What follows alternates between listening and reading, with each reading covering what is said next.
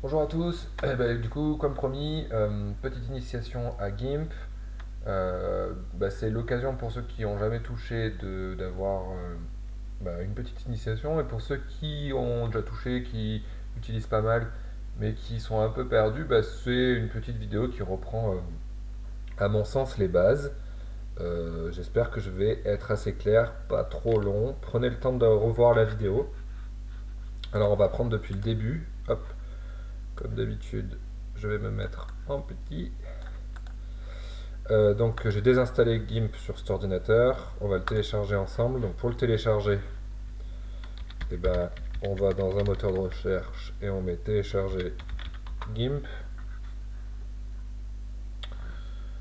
Hop, je vais mettre la loupe. Donc moi je vous conseille toujours d'aller sur le site de l'éditeur, ici gimp.org. Hop, on arrive ici, il nous propose de le télécharger soit via BitTorrent, soit en direct. On va choisir en direct. Je clique sur direct et ça lance le téléchargement. Bon, je vais l'arrêter, je l'ai déjà fait en amont pour pas perdre trop de temps. Donc une fois que le téléchargement est fait, hop, je vais dans téléchargement, j'ai GIMP qui est là, je le double-clique. Bon, installer pour tous les utilisateurs ou seulement moi, bon ça c'est dans mon cas. Oui. Et là, on choisit français, ok. Euh, il me semble qu'il n'y a pas... J'ai fait personnaliser, mais il n'y avait pas forcément besoin. Rien de bien compliqué, on fait suivant, suivant, suivant, installer, et puis on attend, ça s'installe. Donc GIMP c'est un... Pendant que ça s'installe, hop, je vais faire comme ça. GIMP c'est un logiciel de transformation d'images ou de création d'images. C'est-à-dire là où Darktable ou Lightroom, on va modifier les couleurs d'une image, on va estomper une partie, on va peut-être changer globalement une couleur, passer l'image en noir et blanc, on va développer une image quoi. GIMP, ça va permettre d'enlever complètement un élément, de changer la couleur d'un élément, de rajouter un élément, de composer plusieurs photos pour en créer une nouvelle, ou alors tout simplement de dessiner ou de peindre directement. On parlera de peinture numérique. Voilà. C'est un logiciel qui va très loin. Son équivalent dans le monde du payant, c'est Photoshop, que vous connaissez au moins de nom, j'imagine. Allez, l'installation va finir.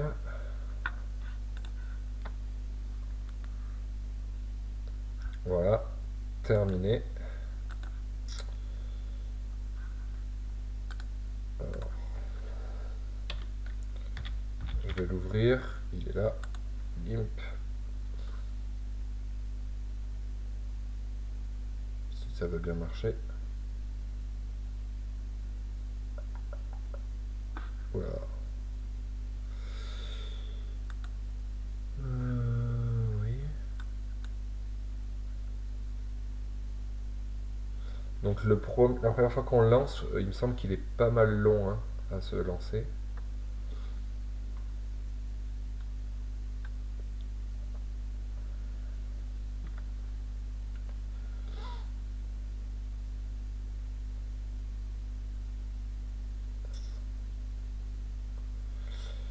Et nous voilà sur GIMP. Alors, potentiellement, vous ne l'avez pas du tout comme ça. Je pense que il a gardé mes paramètres d'utilisateur. Donc, on va le paramétrer ensemble.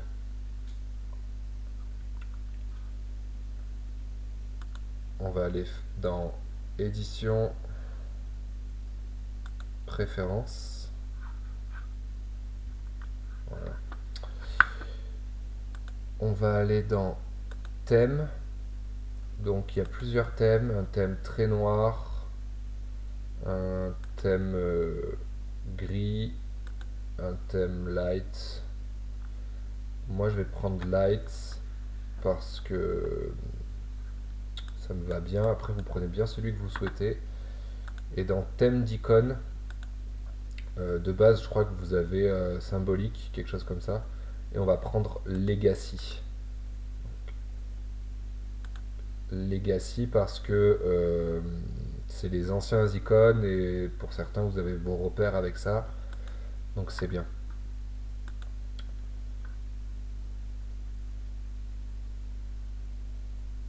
Euh, on va enlever utiliser des groupes d'outils dans boîte à outils.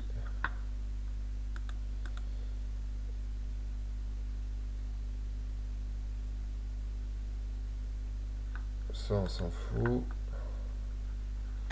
On va y revenir sur les fenêtres. Hop, hop, hop. Là, il n'y a rien. Apparence.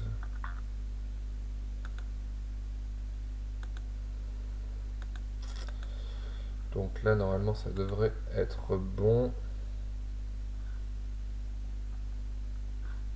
Je regarde juste. Ouais, c'est bon. Validé.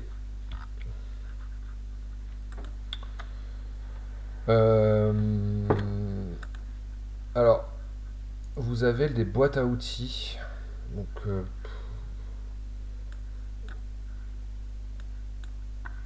je vais sortir tout ça.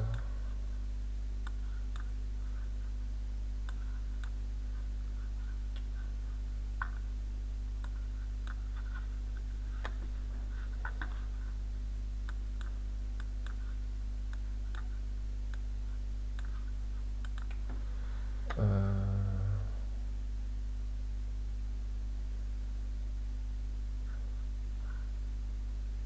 je vais retourner dans préférence. Je vais essayer de réinitialiser que vous ayez la même chose que moi. Je suis pas sûr qu'on puisse le faire.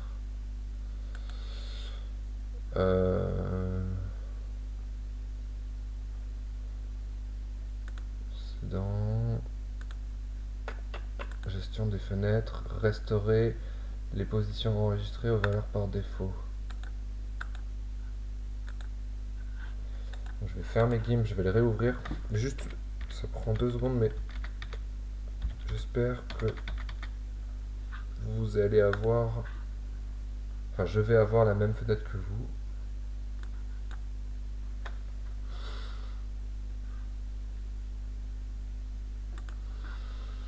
Ouais, alors peut-être que quand on ouvre GIMP, vous avez quelque chose comme ça. Il me semble que c'est ça. Euh,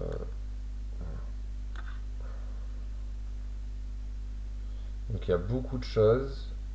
L'interface est petite parce que j'ai un grand écran. Alors, hop, je vais me mettre à gauche comme ça. Voilà. Donc il y a plein de choses. Et on peut sortir. Alors je vais zoomer. On peut sortir.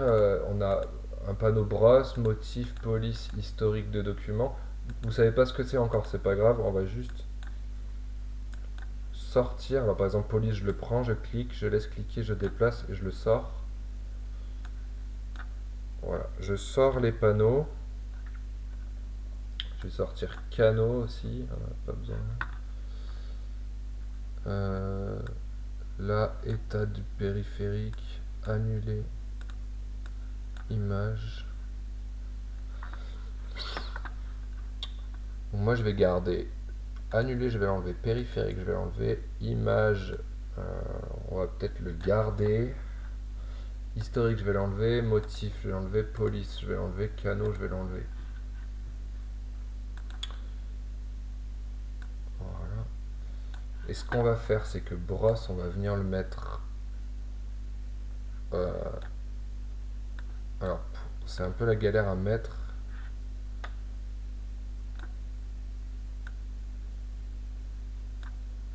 Voilà.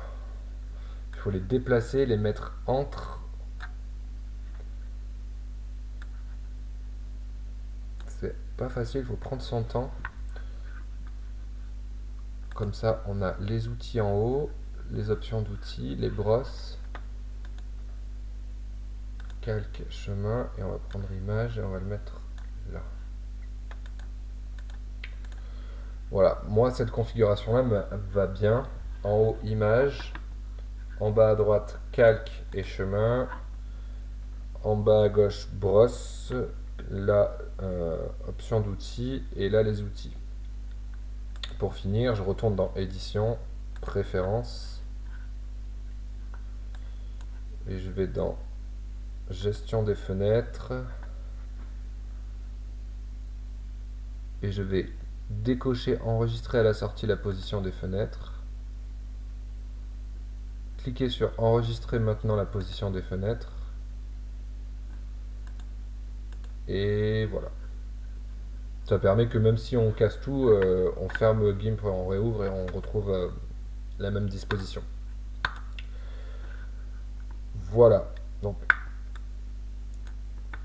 petite note, si c'est la première fois que vous voyez GIMP, c'est normal que vous n'ayez pas compris. Ça, vous le re-regarderez peut-être après, une fois que vous aurez vu la vidéo une fois pour que je fasse toutes les petites démonstrations.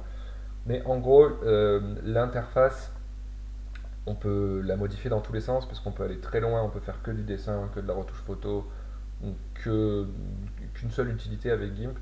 Et c'est pour ça qu'on peut tout moduler. Euh, Là, moi, je vous propose une configuration du logiciel qui me paraît intéressante. Donc, GIMP, là, on est parti, comme ça, vous avez la même configuration que moi. GIMP, c'est un logiciel, soit on vient y ouvrir une photo, donc je fais fichier, ouvrir, et je vais aller dans bureau, je dois avoir...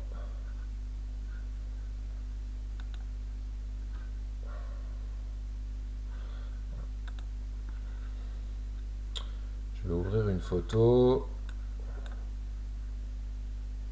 Bon, là, je vais convertir.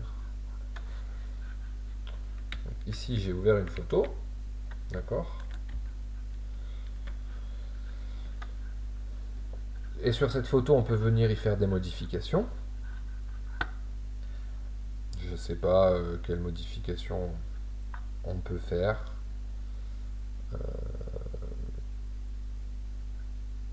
Ici, je vais prendre quelque chose de très simple. Je vais prendre un pinceau et je vais venir peindre. D'accord. Bon, on peut faire ça. Ou alors on peut partir d'une image.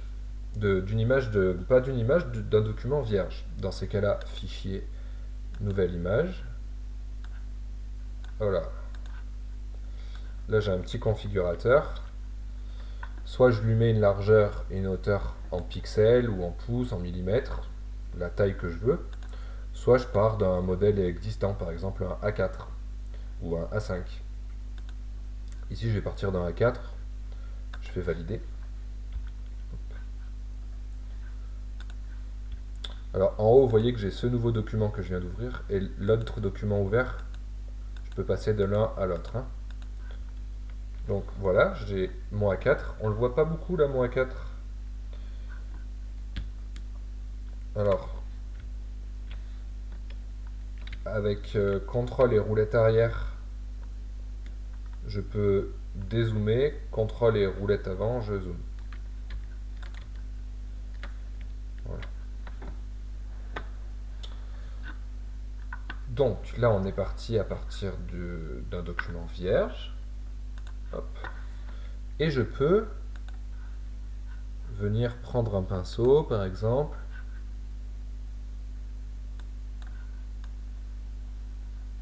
et peindre. Donc soit avec une souris, hop, vous la voyez là, soit si vous en êtes équipé avec un stylo tactile, ce qui permet eh bien d'être un peu plus précis. Bon. Donc ici je peux venir peindre. Là-haut, alors je ne sais pas si vous voyez bien, là il y a un petit carré. Si je clique dessus, je peux venir choisir une autre couleur. hop, et là, je peux venir peindre par-dessus. Bah, vous allez me dire, ça n'a pas trop grande différence par rapport à Paint, qui est un logiciel fourni par Microsoft Windows, ou qu'importe un logiciel de dessin sur ordinateur, il n'y a pas trop de différence. En fait, la grande force de GIMP ou de ce genre de logiciel, c'est les calques. Alors, qu'est-ce que c'est les calques? Ici, hop, on a calque et chemin.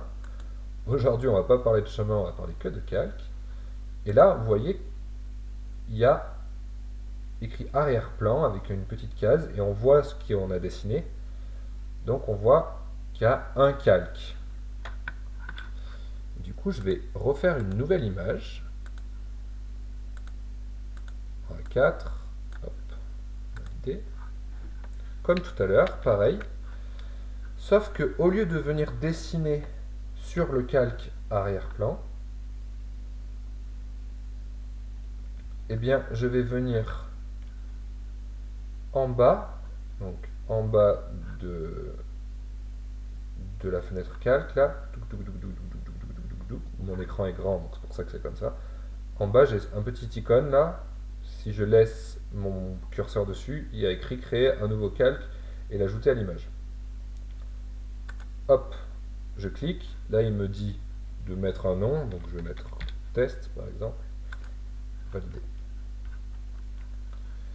Du coup, maintenant, j'ai un calque arrière-plan qui est rempli de blanc et un calque test où il y a ce petit damier. Ce petit damier, ça veut dire qu'il est transparent, complètement transparent. Donc là, je vais reprendre mon pinceau. Je vais venir faire un petit cercle bleu. Tac. Ça ne change pas trop de tout à l'heure. Si ce n'est qu'on voit que là, il y a l'arrière-plan blanc. Et là, il y a mon cercle bleu qui est sur un autre calque. Alors, qu'est-ce que c'est l'avantage? L'avantage, c'est que si sa position ne me plaît pas, je peux venir prendre l'outil de déplacement. Alors, on va aller voir tout doucement les outils. Je prends l'outil de déplacement et je peux venir déplacer le rond bleu. Ok. Si je crée un autre calque, je l'appelle test 2 par exemple, et je viens créer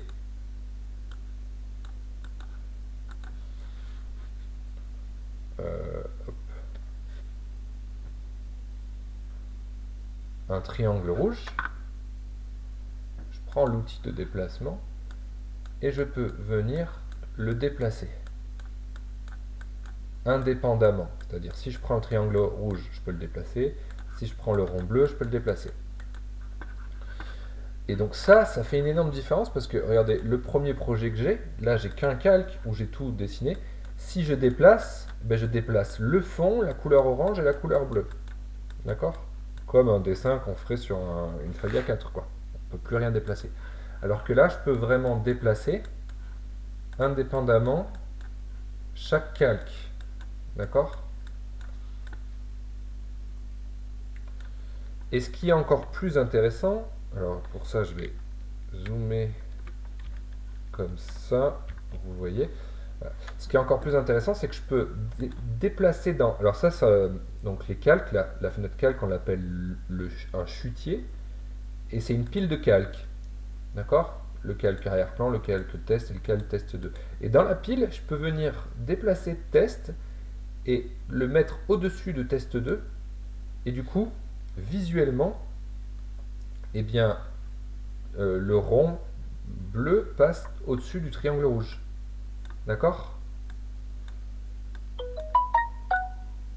Et si je déplace l'arrière-plan au-dessus, eh ben, on voit plus que l'arrière-plan. D'accord? Ça, cette notion d'un calque au-dessus d'un autre calque au-dessus d'un autre calque, elle est super importante et c'est vraiment la base de GIMP. je vais créer encore un autre calque. Qu'importe, je vais lui donner le même nom. Et je vais faire une grosse tache verte par exemple. Hop. Voilà.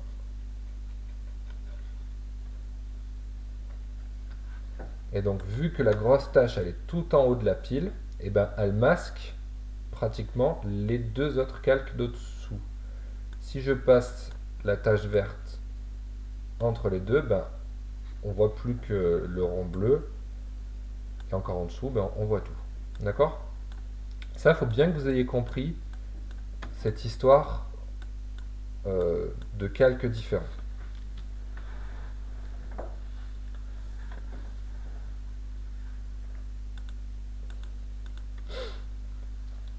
Donc, pour moi, ça c'est le plus important à comprendre. Je vais supprimer des calques.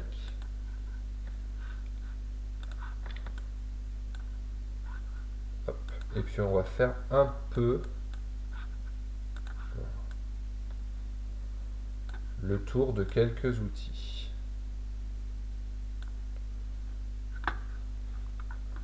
Alors je vais créer un calque,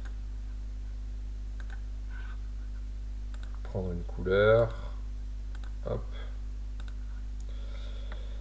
Alors, premier outil, ben, c'est celui qu'on a vu, c'est le pinceau. Quand on prend un outil, hop, on prend un outil. Par exemple, je prends l'outil de déplacement. En dessous, dans Options d'outils, j'ai plusieurs types de déplacements possibles. Si je prends le pinceau, en dessous, je peux choisir un mode, un type de pinceau, c'est-à-dire un pinceau très net. Alors, je vais vous le montrer ici. Alors, et la taille, on va la changer. Hop. Un pinceau très net, les bords sont nets. Si je change de pinceau, je prends lui par exemple. Je vais monter la taille. Ben, vous voyez que les bords sont un peu flous. D'accord? Bon, et on peut gérer d'autres choses, la dureté, la force, l'espacement. Souvent, nous, on travaillera sur la taille et le type de brosse. On pourra aller chercher par exemple des brosses un peu bizarres. Je vais monter la taille. Des brosses comme ça. Tout un tas de brosses. Bon, le pinceau. Ensuite, eh bien, on l'a vu aussi dans ma petite démonstration, cet outil de déplacement. Si je le prends, que je sélectionne le calque que je veux déplacer, ah, alors moi il y a toujours une erreur qui se fait, c'est pas, vous ne l'aurez pas, je peux venir donc déplacer ce calque. Alors il faut faire bien attention d'avoir bien dans le chutier sélectionné le calque qu'on veut déplacer, puisque si je sélectionne arrière-plan et l'outil de déplacement, encore fait ça, eh bien je vais déplacer l'arrière-plan. C'est pas ça qu'on veut.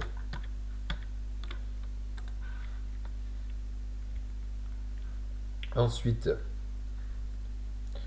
ça on n'en parle pas. Des outils de sélection, on va en parler juste après. Je voulais vous parler aussi de euh, l'outil de rotation. Donc on prend cet outil-là. Je viens faire, je sélectionne le calque, mon calque là. Je viens cliquer. Et je vais pouvoir, en faisant clic maintenu et déplacer la souris, faire une rotation du calque. Pour valider, j'appuie sur Entrée. Hop, voilà. Je peux reprendre l'outil de déplacement. Donc l'outil rotation, de rotation, on a l'outil de mise à l'échelle. Hop, je vais diminuer un peu. De mise à l'échelle. Donc si je clique,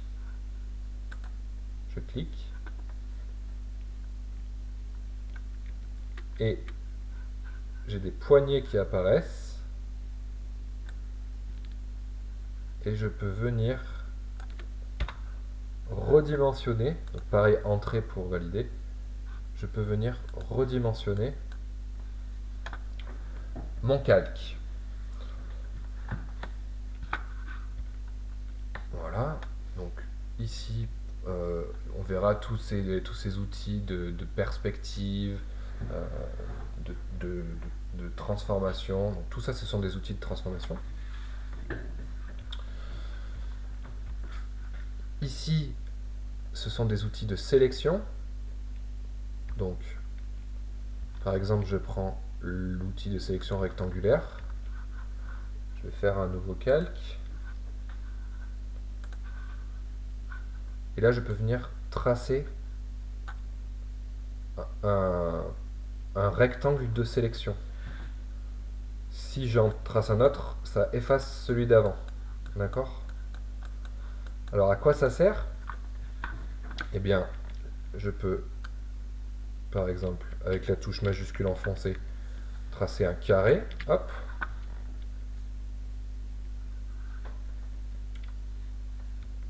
Alors, je ne vous dis pas encore à quoi ça sert, je vous dis juste qu'on peut prendre, par exemple, l'outil de sélection elliptique. Si je le prends, eh bien, je fais une ellipse.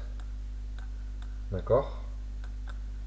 Et si je veux faire un cercle parfait, ben, majuscule enfoncée, et je trace. Hop là, pardon, majuscule. Non, je dis une bêtise. Majuscule enfoncée. Oui, pardon. D'abord on appuie sur majuscule et ensuite on trace. Non, j'ai tellement l'habitude de le faire sans l'expliquer que du coup je me pomme tout seul. Oui, on est d'accord, c'est bien ça, donc je recommence. Je commence à tracer. Là vous voyez que mon ellipse elle se déforme. J'appuie sur majuscule et on passe à un cercle parfait. Je relâche et j'ai un cercle parfait. Et le troisième, hop, outil de sélection à main levée. Et bien ici, je viens tracer la forme que je veux. Ah, que se passe-t-il? Et je valide. En appuyant sur Entrée. Alors à quoi ça sert? Eh bien, ça sert à plein de choses. On peut sélectionner quelque chose, le remplir, sélectionner quelque chose, le couper. Alors je vais vous montrer deux exemples. Euh, le premier exemple, on va partir sur quelque chose de simple. Je vais tracer, par exemple, une maison. Voilà. Je trace une maison et je l'adjoins à l'outil, cet outil-là de remplissage. Donc je prends cet outil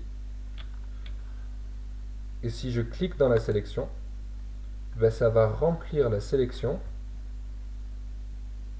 de bleu. Si je prends une autre couleur,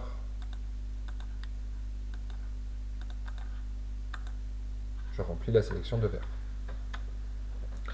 Très important au niveau des sélections, il ne faut pas oublier une fois qu'on a fini de travailler sa sélection, de faire en haut dans le menu sélection, aucune. Sinon, vous allez toujours travailler dans la sélection que vous avez faite.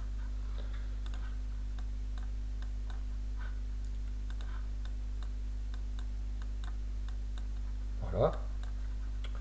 Je vous montre très rapidement un autre outil qui est facile. C'est la gomme. La gomme, je prends une brosse et je peux venir gommer une partie d'un objet.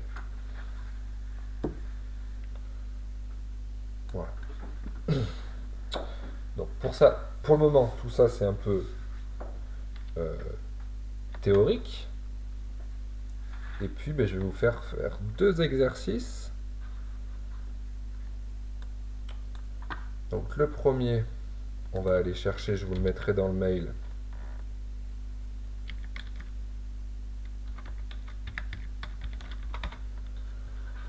une image d'arbre.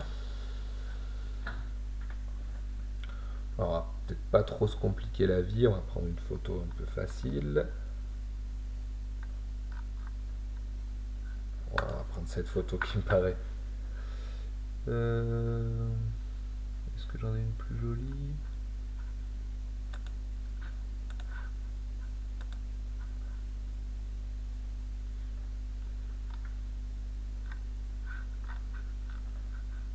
Euh, je vais l'écrire en anglais juste pour voir. Voilà. Allez, on va partir sur cette image. Je vous la mettrai donc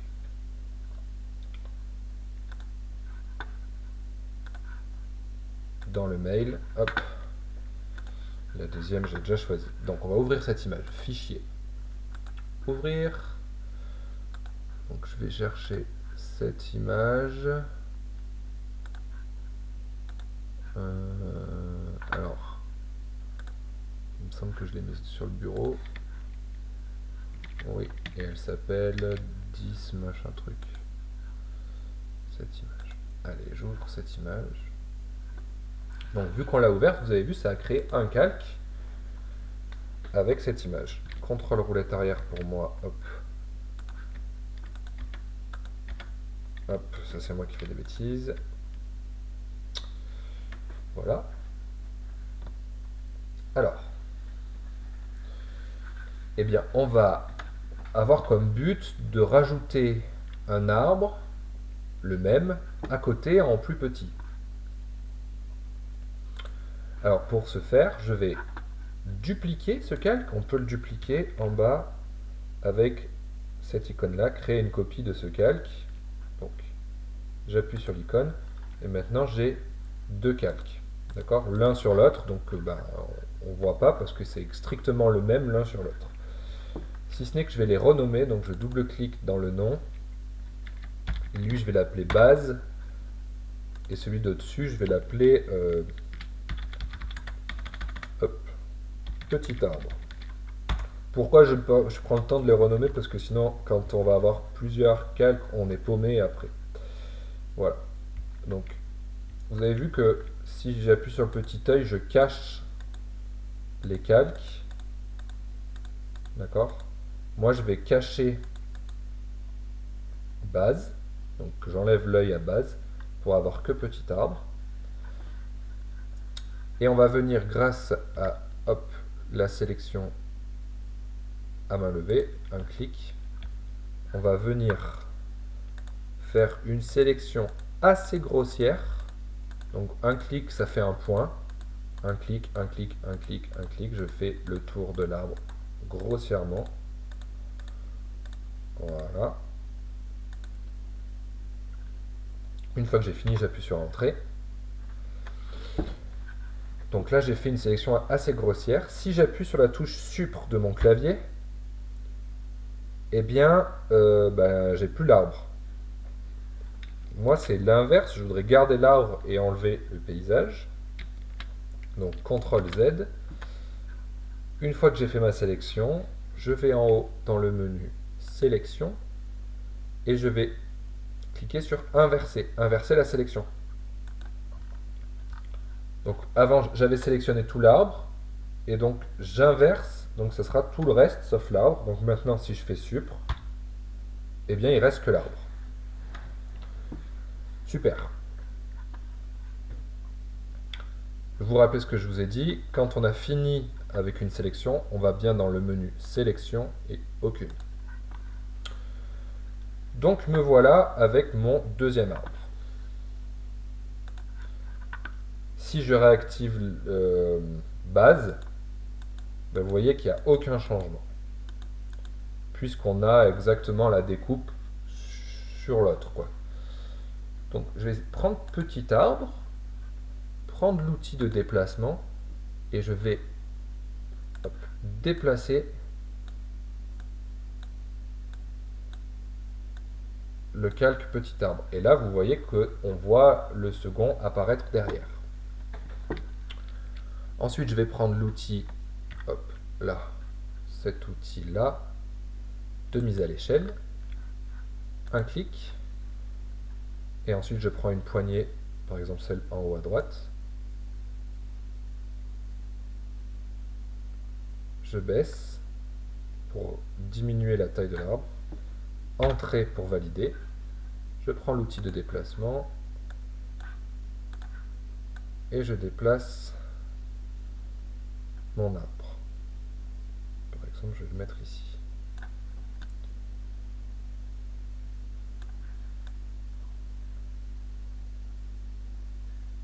Voilà. Bon, ça fait pas tout à fait la blague. Pour faire la blague, ce que je vais faire, alors il y a plein de cas, hein, plein de possibilités. Moi, je ne veux pas y passer trop longtemps, c'est un petit exercice. Je vais prendre la gomme. Le style de brosse, je vais prendre celle qui a le plus de flou. Voilà. La taille, voilà. Et je vais venir, hop, gommer.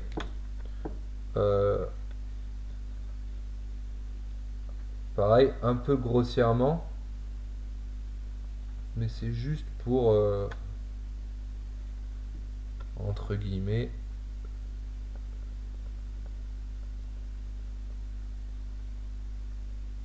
faire la blague. Voilà. Quand on en fait trop, ben on fait CTRL Z et on recommence. Voilà.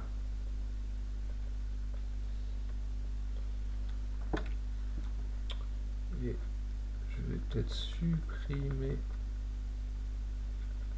le bas là, comme ça. Hop. Outil de déplacement. Alors pourquoi il me bascule toujours sur sélection? Je sais pas. Et voilà. Voilà. Hop. Donc on a changé le caractère d'une image avant, après. D'accord?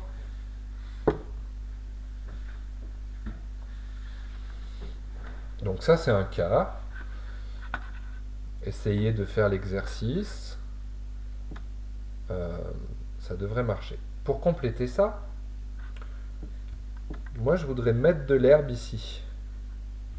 Parce que ça fait un peu une zone bizarre. Ce que je vais faire, c'est que je vais encore dupliquer base pour pas la perdre. Hop. Je vais cacher, pardon, je vais cacher petit arbre. J'en ai pas besoin. Cacher base. Et là, le second base, la copie de base, je vais la renommer paysage, qu'importe. Et on va utiliser un outil qui est cet outil-là, outil de clonage. Souvent, je l'appellerai tampon sans faire exprès. Enfin, oui, parce que je l'ai beaucoup appelé tampon, donc hop, je le sélectionne. Alors, comment ça marche? Quand on prend l'outil, on a un rond qui apparaît, et quand on clique, ben, ça fait rien. En fait, c'est un outil qui va cloner ce qu'on choisit à un autre endroit. Par exemple, pour dire ce qu'on veut cloner, on appuie sur CTRL, puis on clique. Par exemple, je veux cloner ça, et je peux venir le mettre ici. D'accord?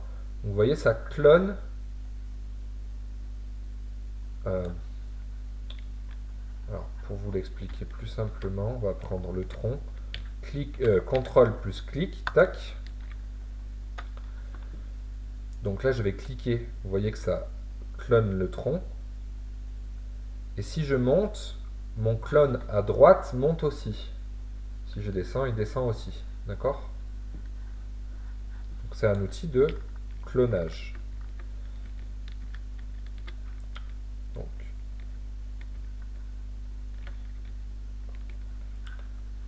on peut sélectionner la taille du clone et le type, c'est-à-dire est-ce qu'il est très net ou est-ce qu'il est un peu doux. Moi, je vais le prendre le plus doux possible. Hop là, le plus doux possible. Voilà. Et donc je vais prendre l'herbe par exemple ici, CTRL plus clic, et venir la mettre ici. D'accord? J'appuie plusieurs fois sur CTRL pour reprendre à chaque fois une référence.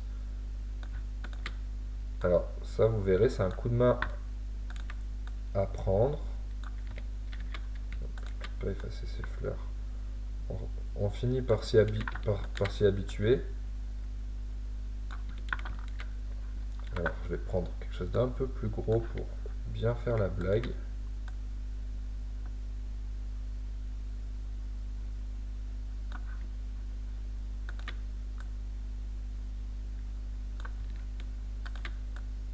Voilà.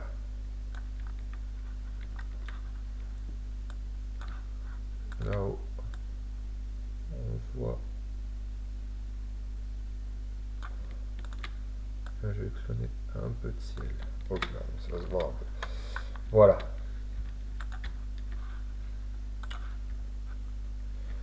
Eh bien, si je reviens, donc notre image de base, c'était ça. Ensuite, un peu d'herbe. Et ensuite, un autre arbre. D'accord? Si ma base, je la remonte en haut. Hop. Donc, avant, après. Voilà, un premier exercice. Et puis, on va ouvrir une autre image donc, qui est dans le mail. C'est celle-ci. Alors, peut-être que je l'aurais mise un peu moins grosse parce que là, elle pèse assez lourd.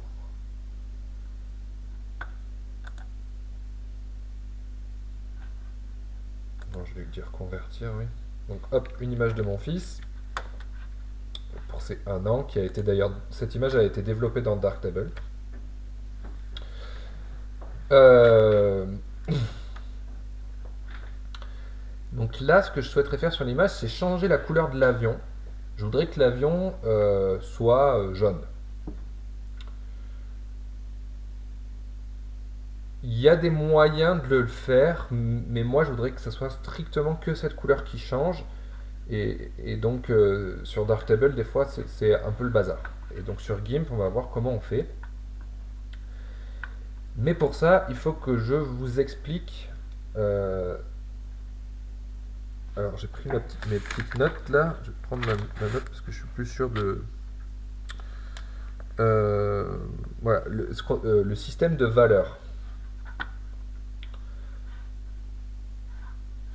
Je vais dupliquer cette image et je vais la passer hop, en noir et blanc. Voilà.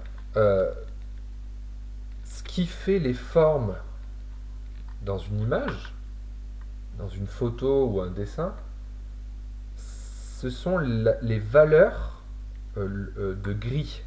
C'est-à-dire euh, 1% de gris, 2% de gris, 3% de gris. Mettons ici pour le bras, on a un gris là clair, puis il est un peu plus foncé, plus foncé, plus foncé, plus foncé, là presque noir, ce qui crée un pli.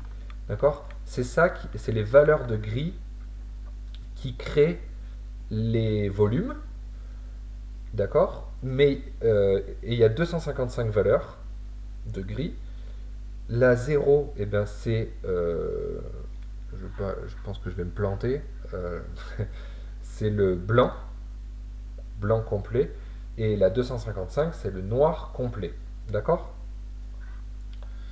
Et en fait, ce qu'on va faire, et du coup, je vais créer, hop, juste pour ma démonstration, ne le faites pas si vous suivez en même temps que moi, c'est juste pour qu'on soit bien d'accord.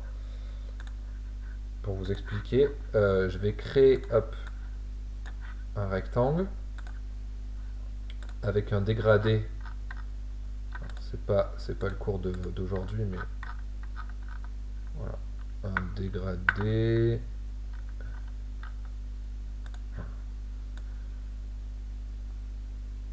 Du blanc au noir. Donc là, on a toutes les valeurs de gris qui existent. D'accord? Et en fait, nous, la technique qu'on va utiliser, mettons que ça c'est notre image, la technique qu'on va utiliser, c'est créer un nouveau calque,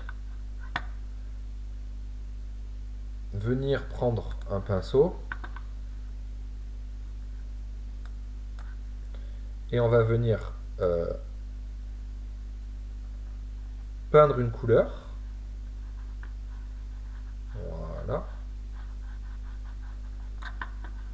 Donc, dans mon image, c'est le petit avion. On va venir peindre. Et on va dire à ce calque de ne pas être complètement opaque, mais de laisser transparaître les calques d'en dessous uniquement les valeurs. Pas les couleurs, mais uniquement les valeurs de gris. Et pour ce faire, on vient cliquer sur Mode. Et alors, je vais dézoomer parce que sinon on ne voit rien. Et tout en bas, on va venir prendre couleur TSL. Et là, on vient faire apparaître notre dégradé, mais en couleur. D'accord? Il y a une chose à remarquer, c'est que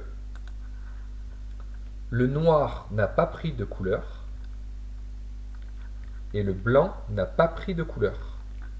Alors, je vais enlever l'arrière-plan pour qu'on voit bien. Le blanc pur ne peut pas être colorisé et le noir pur ne peut pas être colorisé. D'accord? Mais sinon, on arrive à donner, entre guillemets, une teinte à toutes les valeurs de gris entre le blanc et le noir. Bon, ça c'était pour ma petite explication. En pratique, comment ça marche? Eh bien, là j'ai ma photo de base. Je viens créer un nouveau calque. Valider. Je viens choisir mon jaune. Alors, dans mon cas, ça sera un jaune, hop, un peu orangé. Je viens choisir mon jaune. Je vais prendre mon pinceau. Et je viens peindre. Alors, ça sera pas très propre, hein, on verra qu'il y a plein de moyens. Si ça vous plaît, je vous ferai une autre vidéo pour voir comment on fait pour le faire très proprement et plus rapidement. Donc là, je viens peindre en jaune sur l'avion, enfin, même si c'est sur un calque au-dessus. Voilà. Et comme on l'a vu, le calque avec le jaune que j'ai peint là, je viens changer le mode et mettre couleur TSL. Et là, on voit que je garde les valeurs, donc ça garde la forme d'un avion, mais je change la couleur. Donc là, j'ai conscience que ça va être la galère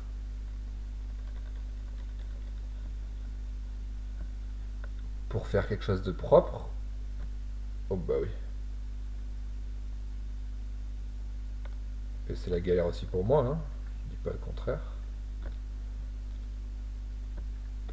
Mais c'est plus pour qu'on comprenne le concept. Voilà. J'essaye de le faire le mieux possible en un minimum de temps.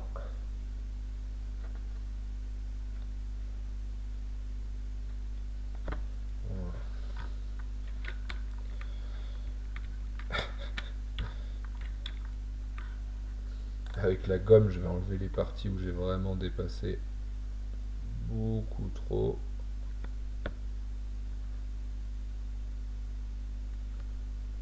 Voilà. Donc là, j'ai changé la couleur de l'avion. Simplement en rajoutant un calque avec un mode couleur. Alors ça fait presque 50 minutes de cours. Je vous montre juste simplement comment on pourrait faire mieux pour ceux que ça intéresse. Je vais créer un calque. Et je vais venir prendre un outil qui est l'outil chemin. Ouais, je pense que je m'emballe un peu. Je vais prendre... je vous le montrerai dans une prochaine vidéo si ça vous intéresse. Je vais prendre l'outil de sélection à main levée, là, comme on a vu tout à l'heure. Et essayer de faire plein de points autour.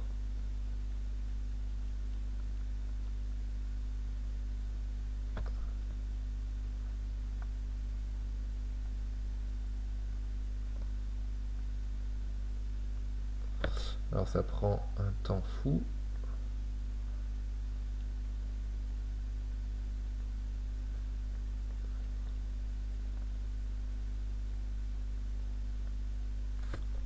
Mais on commence tous par là.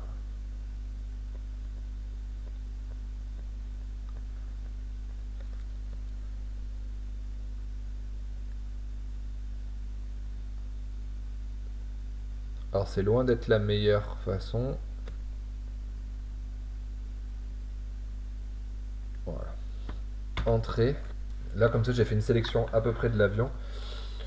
Je vais changer de couleur. On va prendre par exemple un rose là. Hop.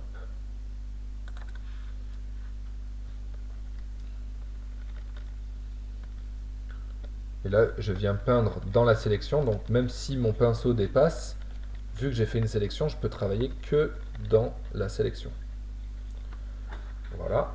J'oublie pas, une fois que j'ai fini une sélection, sélection aucune. Et là, pareil, ce calque test 2, là, je viens changer le mode et viens mettre couleur TSL. Et là, eh bien, la couleur de mon avion a changé. Euh,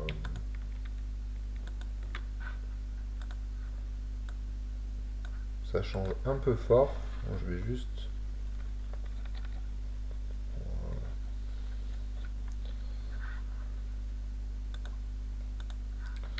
Voilà, bon, hop, il manque du coup le petit bout ici. Il faudrait que je continue.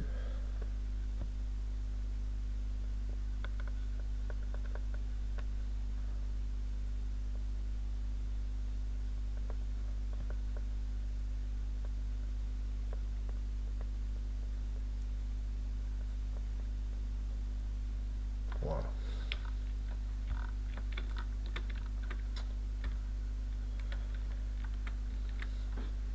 Bon, et bien ça fait deux exercices pour découvrir GIMP. Un exercice donc de peinture pour changer une couleur. Un exercice avec le tampon euh, pour changer une image. Je vous laisse me faire des retours sur la vidéo. J'espère que je ne vais pas été trop confus. Et puis bah, si ça intéresse d'autres gens de continuer avec GIMP, j'ai pas de souci à vous montrer comment on fait pour détourer un peu mieux, pour changer des choses, pour mettre des filtres comme Daniel a utilisé dans ses différentes photos là. Filtres, peinture, des trucs comme ça. Voilà. Et ben bon courage. N'hésitez pas à m'appeler si c'est la galère. J'essaierai de vous dépanner. Voilà. Allez, à bientôt. Salut.